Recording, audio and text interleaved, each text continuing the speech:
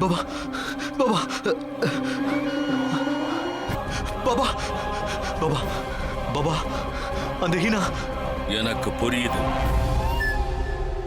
அன்னையிலிருந்து எனக்கு தோணிக்கிட்டே இருந்தது உனக்கு ஏதோ கெடுதல் நடக்க போகுதுன்னு.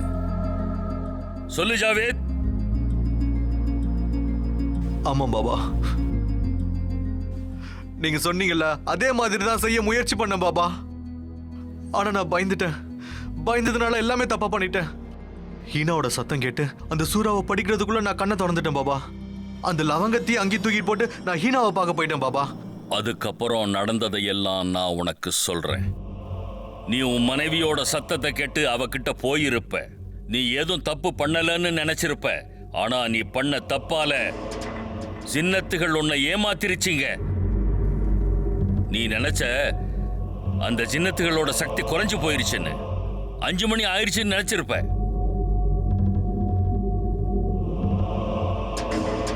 ஆமா பாபா. அப்ப நீ பண்ண தப்பால அப்போ மணி 2 தான்.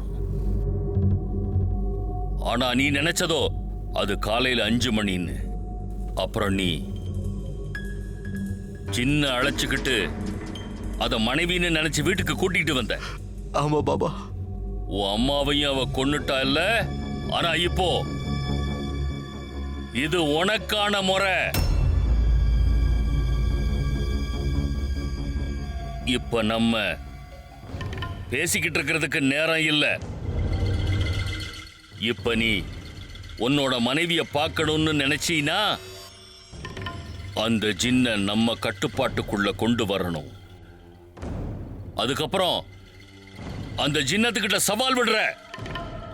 ஜின்ன பழி தீக்கும் போது உன் மனைவியா இல்ல மனைவியை காப்பாத்தும் போது ஜின் அழியுமான்னு.